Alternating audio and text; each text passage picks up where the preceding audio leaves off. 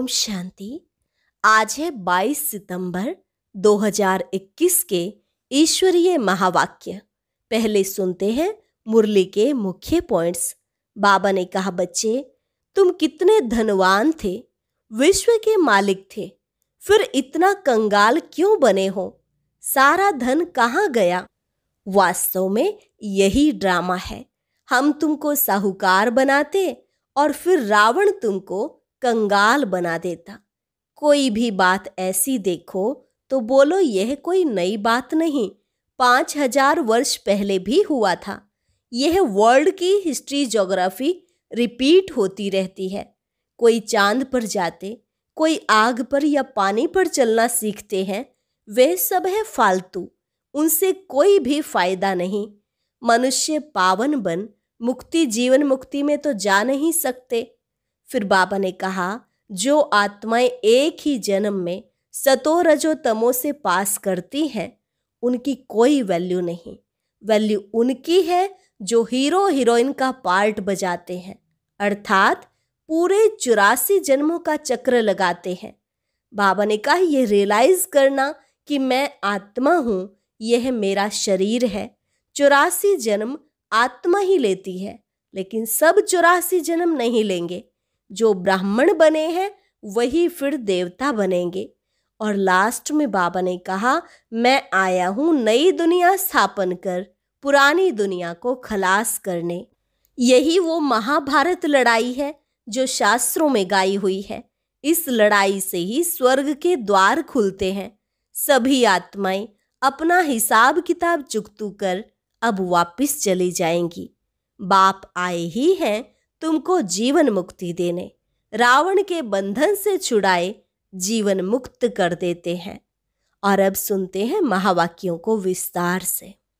मुरली का सार। मीठे बच्चे, इस बेहद की ड्रामा में हीरो हीरोइन का पार्ट तुम्हारा है, बाप का नहीं। बाप के पास सिर्फ पतितों को पावन बनाने का हुनर है। प्रश्न, ब्रह्मा के चित्र को देख जो प्रश्न उठाते हैं, उन्हें कौन सा राज समझाना है? उत्तर, उन्हें समझाओ कि यह आदि सो अंत वाली आत्मा है। जो फर्स्ट प्रिंस श्री कृष्ण है, उनके ही लास्ट जन्म में बाप आते हैं। यह पतित तन है, इन्हें ही पावन बनना है। यह कोई भगवान नहीं, भगवान तो एवर प्योर है, उसने इनके तन का आधार लिया है। गीत, मुखड़ा देख ले प्राणी जरा दर्पण में, कितने पाप कितने पुण्य तेरे जीवन में। ओम शांति। बाप ने बच्चों को समझाया है कि शांति के लिए कोई बाहर दर दर धक्का नहीं खाना है। जैसे हठयोगी सन्यासी समझते हैं, गृहस्थ व्यवहार में रहते शांति मिल नहीं सकती। शांति जंगल में मिलती है, परंतु बाप समझाते हैं शांति वहाँ भी मिल नहीं सकती। इस पर एक कहानी व दृष्टांत सुनाते हैं कि रानी के गले में हार पड़ा था और ढूंढती थी बाहर। ऐसे शांति तो तुम्हारे गले में पड़ी है, बाहर कहाँ ढूंढते हो? बाप आकर समझाते हैं, बच्चे तुम आत्मा का स्वधर्म है ही शांत। यह शरीर तो तुम्हारी कर्मेंद्रियां हैं, जिससे तुमको पार्ट बजाना पड़ता है। आत्मा तो अविनाशी है। आत्मा कोई छोटी बड़ी नहीं होती, न विनाश होती है। हाँ, आत्मा पतित बनती है, इनको ही पावन बनना होता है। आत्मा को पहले किशोर शरीर मिलता है, फिर युवा वृद्ध होता है। आत्मा तो है ही एक रस। पहले पहले तो आत्मा को जानना होता है। मैं आत्मा ही बैरिस्टर आदि बनता हूँ। इसको कहा जाता है आत्म अभिमानी भव। बाप समझाते हैं, बच्चे तुम देह अभिमानी बन पड़े हो, इसलिए अपने को शरीर समझ लेते हो। यह भूल जाते हो कि मैं आत्मा हूँ, यह मेरा शरीर है। तो अपने को रियलाइज करना है। 84 जन्म भी आत्मा लेती है। अभी बाप ने समझाया है, जो ब्राह्मण बने हैं वही फिर देवता बनने वाले हैं। ऐसे भी नहीं कि सब 84 जन्म लेते हैं, कोई पहले आएगा, कोई 50-100 वर्ष बाद भी आते रहेंगे, कोई के 80-82, कोई के कितने जन्म होंगे। मनुष्य तो 84 लाख जन्म कह देते हैं। इनसे भी सेटिस्फाई नहीं होते हैं, फिर कह देते कण कण में भगवान है। अब भगवान कहते हैं कि मैं किसी मनुष्य तन में भी नहीं हूं, तो जानवर, पत्थर, ठीकर कण कण में कैसे होगा। बाप ने समझाया है, नंबर 1 ही लास्ट नंबर में तमो प्रधान बनते हैं। मैं खुद कहता हूं कि मैं बहुत जन्मों के अंत में साधारण तन में प्रवेश करता हूं। जिसने पूरे 84 जन्म लिए हैं वह तो जरूर पतित होगा, पावन तो हो नहीं सकता। बाप खुद कहते हैं, पहले नंबर में है श्री कृष्ण, फर्स्ट प्रिंस। श्री नारायण तो बाद में बनता है जब बड़ा होता है, वह भी 20-25 वर्ष कम हो जाते हैं, उनके भी पूरे 84 जन्म नहीं कहेंगे। नंबर 1 है श्री कृष्ण। भल वही फिर स्वयंवर बाद नारायण बनते हैं, परंतु हिसाब तो बच्चों को करना है ना। पूरे 84 जन्म 5000 वर्ष श्री कृष्ण के ही कहेंगे। तो बाप बैठ समझाते हैं, मैं कल्प कल्प उसी ही तन में आता हूँ जिसका आदि से लेकर अंत तक पार्ट है, दूसरे कोई में आ नहीं सकता हूँ। हिसाब है ना, ब्रह्मा ही पहला नंबर ठहरा, मैं और कोई में कैसे आ सकता। तुमसे बहुत लोग पूछते हैं सिर्फ एक ही ब्रह्मा में क्यों आते हैं, परंतु यह हिसाब है ना, यह समझने की बातें हैं। गाया भी हुआ है, ब्रह्मा द्वारा स्थापना करते हैं, विष्णु व शंकर द्वारा स्थापना नहीं करते। यह और कोई काम का नहीं है। मनुष्य रचता और रचना को नहीं जानते हैं, यह भी ड्रामा में नूंद है।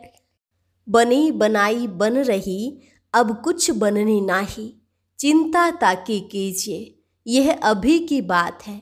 जो होनी है वही होती है, वह बदल नहीं सकती।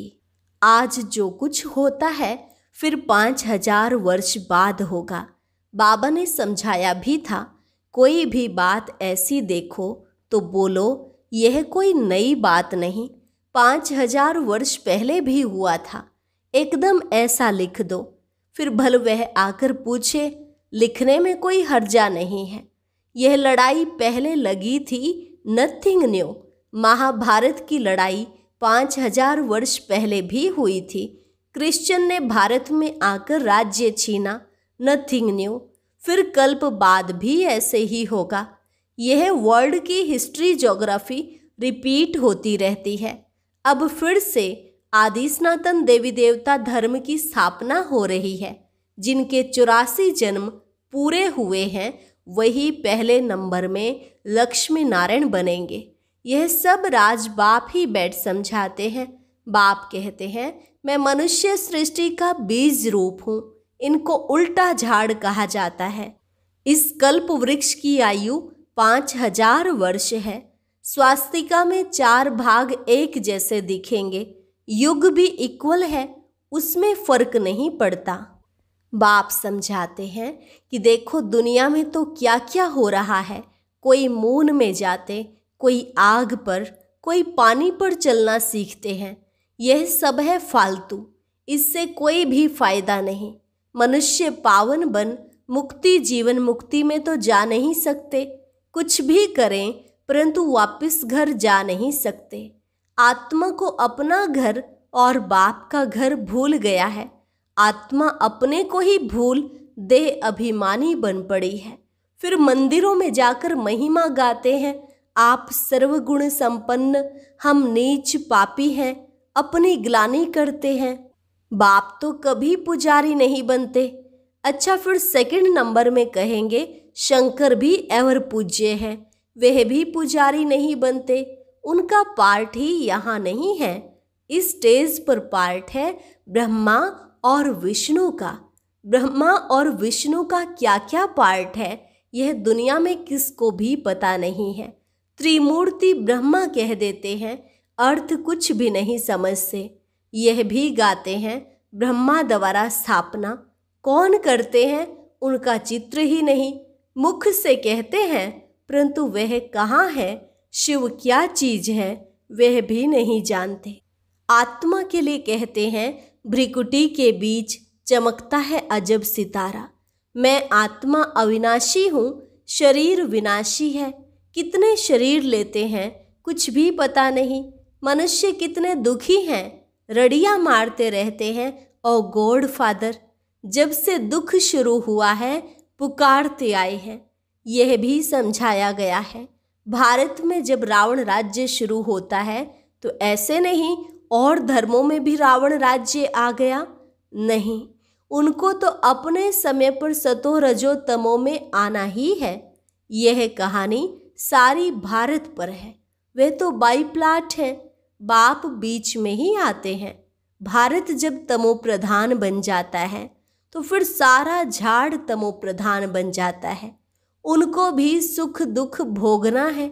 झाड़ में नए नए पत्ते निकलते हैं, वे बड़े शोभनिक होते हैं। नयों को फिर सतो रजो तमो में जरूर आना है। पिछाड़ी में जो आते हैं उनका कुछ मान रहता है।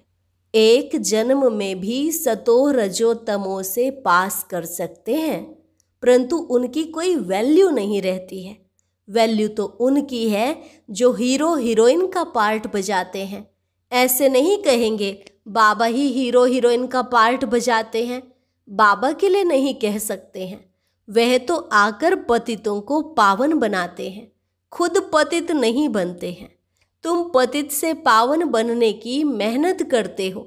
श्रीमत पर राजयोग से ही राज्य लिया था, अभी तुम फिर ले रहे हो। बाबा कहते हैं मैं तो राज्य नहीं करता हूँ, तुमको राजाओं का राजा बनाता हूँ। अब दुनिया में मनुष्य कहते तो बहुत हैं, भगवान उवाच मैं तुमको राजाओं का राजा बनाता हूँ, परंतु उनका अर्थ न खुद समझते हैं न किसको समझा सकते हैं। भगवान उवाच तो जरूर भगवान आया था, तब तो कहा होगा ना, हे बच्चों भारत में ही शिव जयंती शिवरात्रि मनाते हैं। बाप आते भी भारत खंड में है। भारत ही अविनाशी खंड है, उनकी महिमा बहुत भारी है। जैसे बाप की महिमा अपरम अपार है वैसे भारत की महिमा भी अपरम अपार है। भारत में ही परम पिता परमात्मा आकर सब मनुष्य मात्र की सदगति करते हैं, सबको सुख देते हैं। उनका बर्थ प्लेस भारत है। भारत ही प्राचीन देश है। भगवान राजयोग सिखलाने भारत में ही आया था, परंतु कृष्ण को भगवान कह देने से उनकी महिमा नहीं रही है। भगवान तो है ही एक, उनको ही सतगुरु कहा जाता है। बाकी गुरु तो ढेर हैं, कोई धंधा सिखलाने वाले को भी गुरु कह देते हैं। आजकल तो सबको अवतार मान लेते हैं, कुछ भी समझते नहीं। जब बिल्कुल पतित बन जाते हैं तब पुकारते हैं बाबा आकर हमको पावन बनाओ। बाप ही आकर सच्ची सच्ची अमर कथा सुनाते हैं। अब तुम्हारी बुद्धि में है कि हम 84 जन्मों में कैसे आते हैं। पहले अच्छा जन्म फिर उतरते आएंगे। दुनिया की भी उतरती कला होती है। मनुष्यों की बुद्धि सतो रजो तमो बनती है। सतयुग से फिर थोड़ी थोड़ी उतरती कला शुरू हो जाती है। चढ़ती कला तेरे भाने सर्व का भला। सर्व का सदगति दाता तो एक बाप है ना। वो गुरु लोग तो सिर्फ शास्त्र सुनाते हैं, सुनते सुनते गिरते ही आए हैं। बेहद का बाप आकर बच्चों से पूछते हैं मैं तुमको इतना साहूकार बनाकर गया, इतने हीरे जवाहरों के महल देकर गया, वह सब कहाँ गए। लौकिक बाप बच्चों को पैसे देते हैं लेकिन बच्चे पैसा बर्बाद कर देते हैं तो बाप बुलाकर पूछते हैं तुमने इतना पैसा कहाँ बर्बाद किया। बच्चों के पास पैसे होने से उड़ाते बहुत हैं। बाप धर्मात्मा है, बच्चे विलायत में जाकर लाखों रुपए उड़ाते हैं। बाप कुछ कर नहीं सकता। बाप फारकती भी नहीं दे सकते क्योंकि दादे की मिल्कियत है। परंतु अंदर जलते रहते हैं। बाप के मर जाने के बाद कोई कोई तो ऐसे गंदे बच्चे होते हैं, 12 मास में सारी मिल्कियत उड़ा देते हैं। वह है हद की बातें। यह है फिर बेहद की बात। बेहद का बाप कहते हैं, तुम कितने धनवान थे, विश्व के मालिक थे, फिर कंगाल क्यों बने हो? इतना धन कहाँ गवाया? बच्चों से ही बाप पूछते हैं, भारत को इतना साहूकार बनाया, सब पैसे कहाँ गए?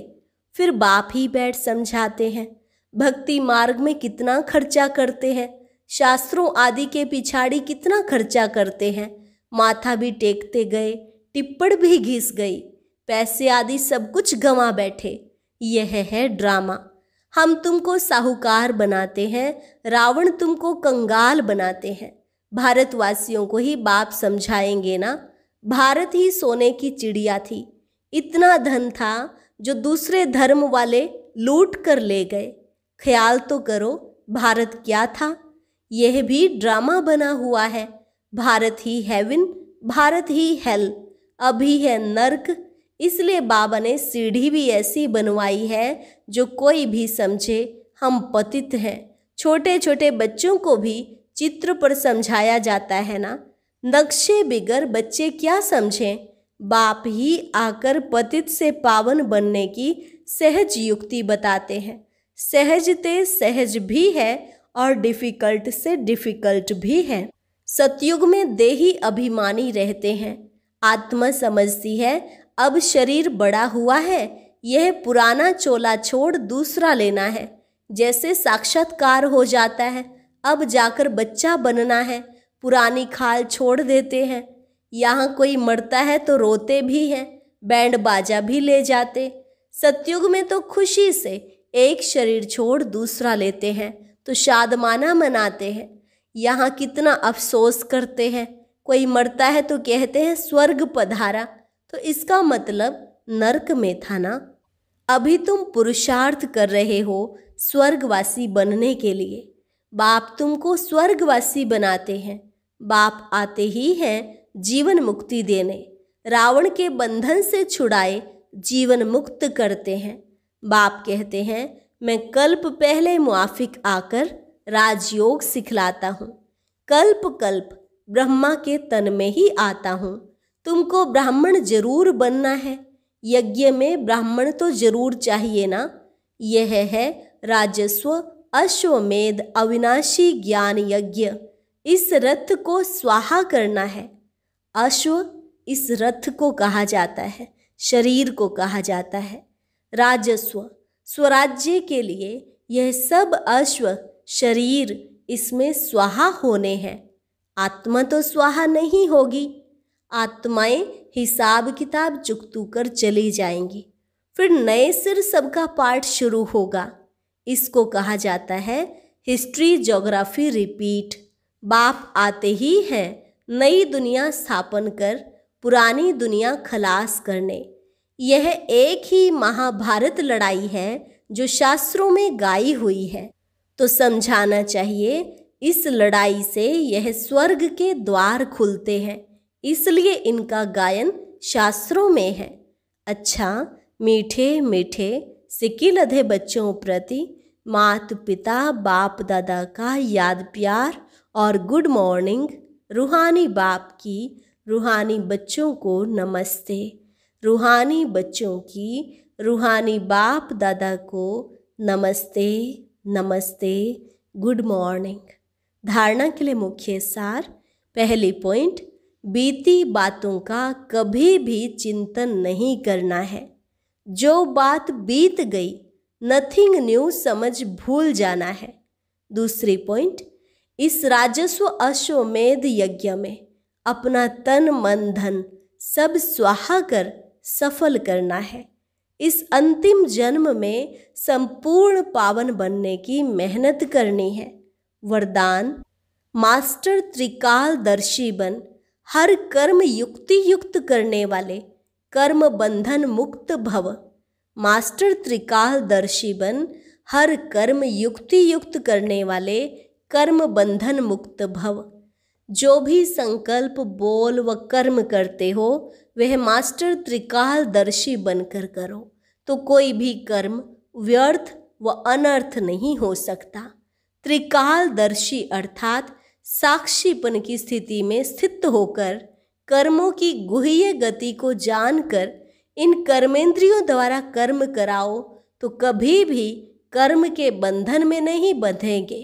हर कर्म करते कर्म बंधन मुक्त कर्मातीत स्थिति का अनुभव करते रहेंगे। स्लोगन: जिनके पास हद के इच्छाओं की अविद्या है, अज्ञान है, वही महान संपत्तिवान है। ओम शांति। जिनके आज पास की हद अव्यक्त की मुरली इच्छाओं जरूर की सुने। अविद्या है, उसके लिए वही ऊपर दिए गए महान बॉक्स को टच संपत्तिवान करें। है। अच्छा,